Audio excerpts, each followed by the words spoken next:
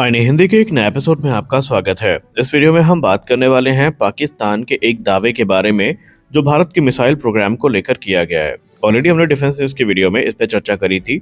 आज हम बात करेंगे पहले कि क्या भारत 12,000 किलोमीटर से लेकर 18,000 किलोमीटर की रेंज में कोई मिसाइल विकसित कर रहा है और क्या भारत में ये चीज़ें पॉसिबल हैं या ये सिर्फ पाकिस्तानी प्रोपेगेंडा है भारत के अगेंस्ट। पहले हम इस पर बात करेंगे। आइए शुरू करते हैं। देखिए, पाकिस्तान का दावा यह है कि हाल ही में भारत ने ऐसी मिसाइल पर काम शुरू किया है जो 12,000 किलोमीटर से ज़्यादा दूरी तक मारक क्षमता रखती है। इसका मतलब ये है कि पाकिस्तान को डर है कि भारत सीधे अमेरिका, यूरोप या दुनिया के किसी भी हिस्से को टारगेट कर सकता है।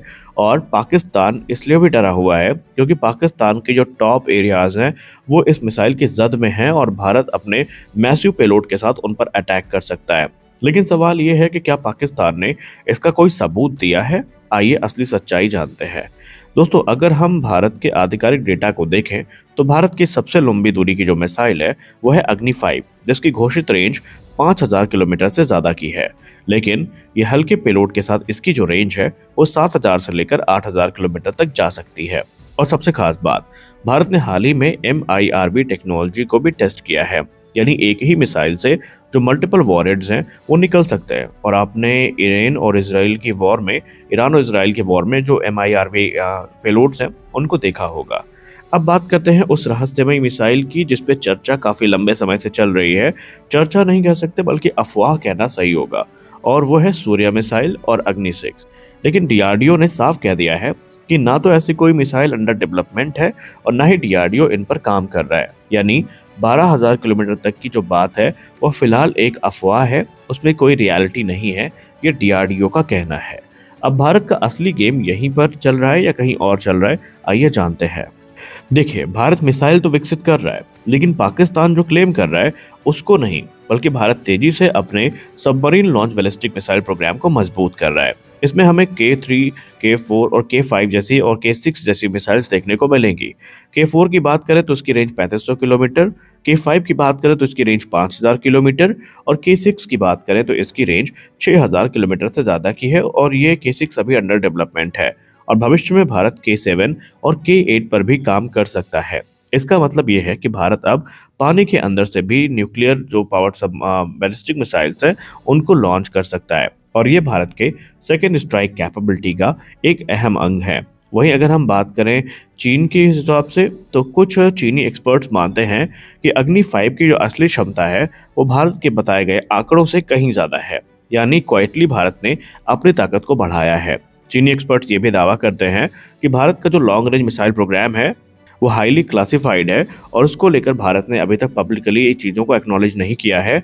और वो दावा करते हैं कि चीज़ें एक्नॉलेज तब की जाएंगी जब इस मिसाइल का पहला परीक्षण होगा। यानी स्पष्ट है, अगर हम रियलिटी बात करें तो भारत ने भी फिलहाल ऐसे किसी प्रोग्राम से पल्ला झाड़ लिया है कि हम 12,000 किलोमीटर या उससे ज़्यादा मारक क्षमता वाली मिसाइल पर काम कर रहे हैं।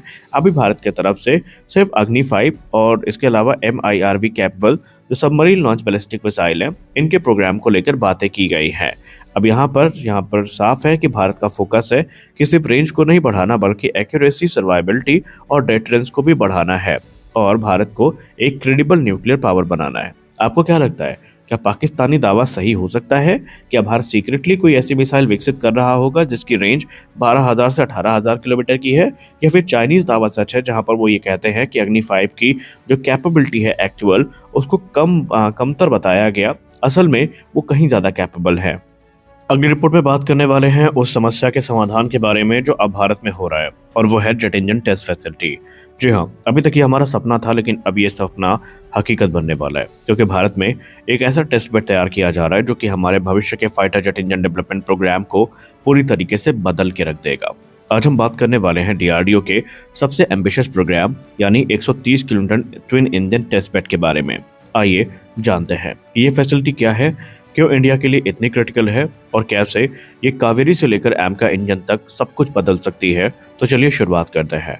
हमने हाल ही की वीडियो में आपको बताया था कि कैसे GTRE को रूस में 3 साल इंतजार करना पड़ा था और अभी भी जो कावेरी इंजन के कुछ सर्टिफिकेशन हैं वो बाकी हैं, यानी फाइनल सर्टिफिकेशन बाकी है और उसके होने के बाद ही वो ऑपरेशनल यूज़ में आ सकता है। अब भारत फाइटर जेट तो बना सकता है और बना भी रहा है, मिसाइल भी बना सकता है, लेकिन जब बात जेट इंजन की आती है तो यहीं पर सबसे बड़ी चुनौती हमारे सामने खड़ी हो जाती है, क्योंकि जेट इंजन दुनिया की सबसे कॉम्प्लेक्स टेक्नोलॉजी में से एक है और इसको विकसित करना कोई मजाक नहीं है।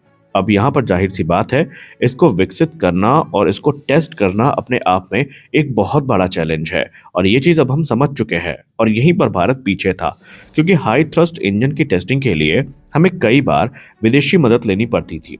अब सोचिए, आप अपना इंजन बना रहे हैं लेकिन उसको वेरीफाई करने के लिए आप दूसरे देश पर डिपेंडेंट है और यही डिपेंडेंसी खत्म करने के लिए भारत ने बड़ा कदम उठा लिया है। जी हाँ, जीटीआरई इस समय बना रहा है एक एडवांस टेस्टिंग फैसिलिटी जिसको हम ट्विन इंजन टेस्ट बेड के नाम से जानेंगे। यानी यहाँ फाइटर जेट इंजन को ग्राउंड पर टेस्ट किया जाएगा। अब यहाँ पर 130 किलोमीटर का मतलब क्या है?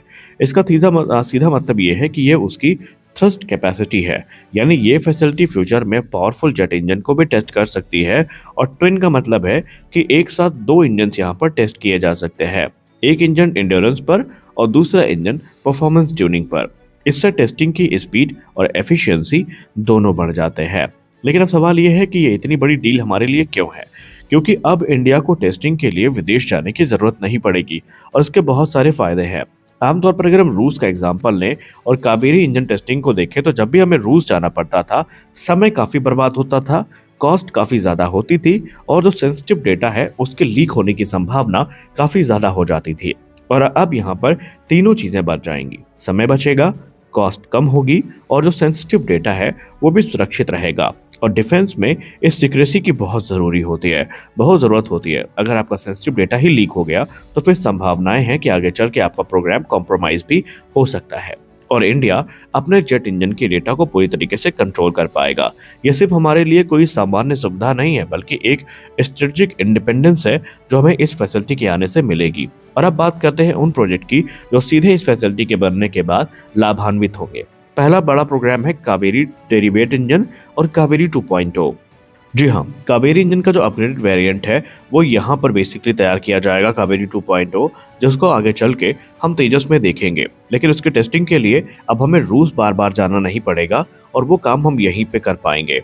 आफ्टर बर्नर्स के साथ जो कावेरी इंजन है बेसिकली वो 90 किलोमीटर तक का जो थ्रस्ट है वो जनरेट कर सकता है। यहाँ पर मैंने बात कावेरी 2.0 की करी है और इसका गोल होगा तेजस मार्क 1 अल्फा में F404 को रिप्लेस करना। अगर ये सफल हुआ तो इंडिया अपने फाइटर जेट के लिए खुद इंजन बना भी लेगा और उनको यूज भी कर लेगा। और इसके बाद जो हमारा सबसे पावरफुल इंजन प्रोग्राम है यानी कि एमका इंजन, जहां पर 110 से 120 किलोमीटर का थ्रस्ट मिलना है, उसको भी हम अपने खुद की फैसिलिटी में टेस्ट कर पाएंगे। लेकिन समस्या यहाँ पर अभी भी है कि हमारे पास कोई फ्लाइंग टेस्ट बेड एयरक्राफ्ट नहीं है और उस पर भी अगर निर्णय आ जाए तो ये हमारे लिए बहुत बड़ी बात होगी। तो आज के इस वीडियो में बस इतना ही। मिलते हैं अगले वीडियो में कुछ और अपडेट्स के साथ, तब तक के लिए जय हिंद।